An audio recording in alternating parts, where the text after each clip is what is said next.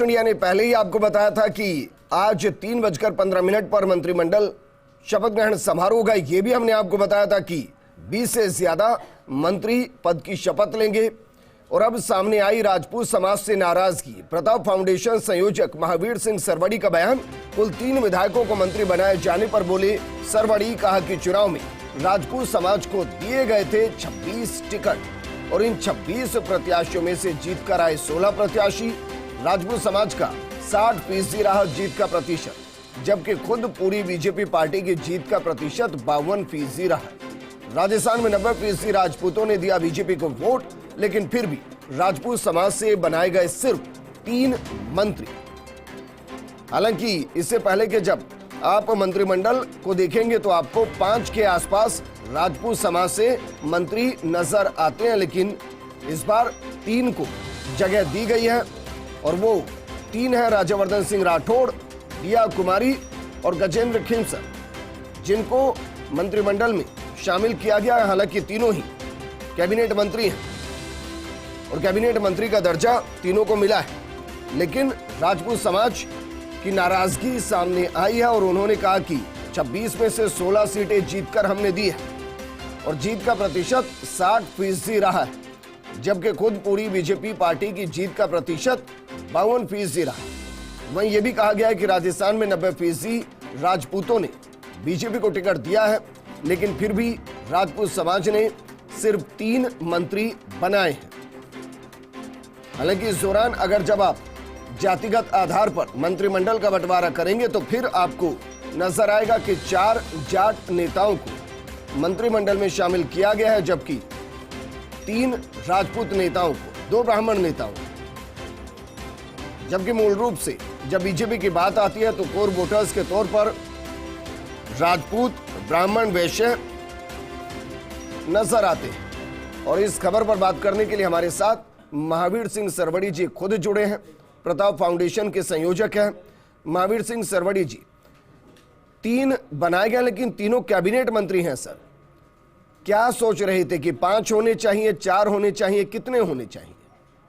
पहले बने 2 आज बने हैं, लेकिन आप ये देखिए कि कंपेयर कीजिए, राजपूत समाज ऐसा समाज है जिसके 90% लोग बीजेपी को वोट देते हैं और इसलिए क्या उनकी हमेशा ही उपेक्षा होती रहेगी? हमारी विनिंग परसेंटेज देखिए, 26 में से 16 जीते हैं और 2 इंडिपेंडेंट जो जीते हैं वो भी बीजेपी के ही थे, सिर्फ टिकट के कारण की बात होगी। तो हमारी विनिंग परसेंटेज तो 62% 16 जीतने में ही है और बीजेपी की खुद की विनिंग परसेंटेज 52% है। तो उसके बावजूद भी हमारी इतनी उपेक्षा होती है कि जो हमें मिलनी चाहिए वो चीज नहीं मिलती। न संगठन में कभी हमारी बारी आती है, न हमको कैबिनेट में दिया जाता है, हमेशा इसी तरह की स्थिति बनी पड़ी रहती है जी। तो ऐसी हालत में समाज में निश्चित रूप से नाराजगी है।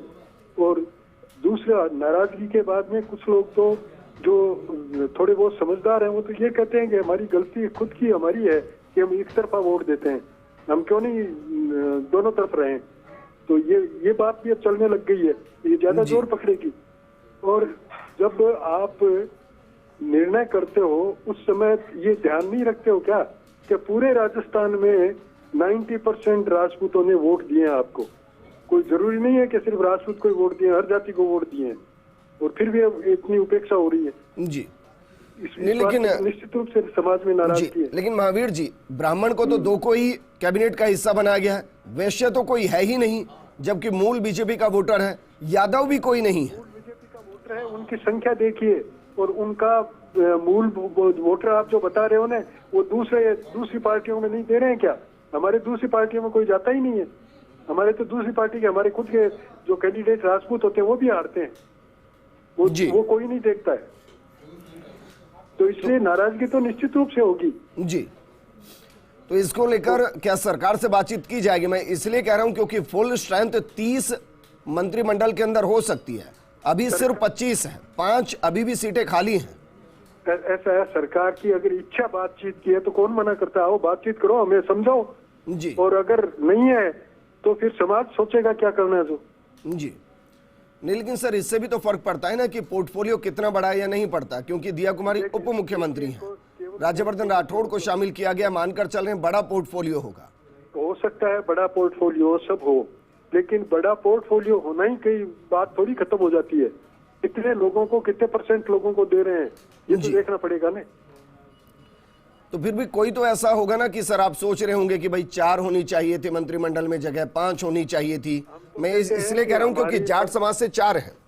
मैं तो नहीं, हम कौन किसी से क्या है उससे हमको मतलब नहीं। हम तो ये कहते हैं हमारी विनिंग परसेंटेज और हमारी एक तरफा वोट देने की जो आज तक की स्थिति रही है, उस हिसाब से हमको कितना मिलना चाहिए ये खुद पार्टी को सोचना चाहिए। जी, आपकी तरफ से पहल की जाएगी बातचीत के लिए, क्योंकि वोट तो सर आपकी तरफ से ही डाले जाते हैं।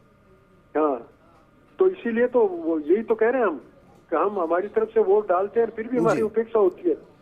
हमको कुछ दिनों पहले हमको एक आदमी ने, एक संत ने हमको ये बताया कि आप इतना एक तरफा होके वोट देते हो और आपकी पूछ तो नहीं होती है।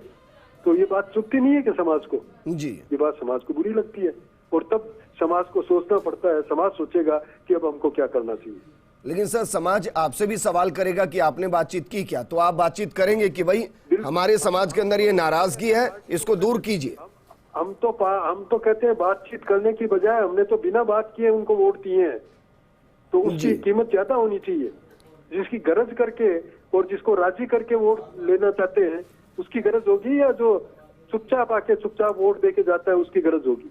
जी, ये सोचना चाहिए ना पार्टी को।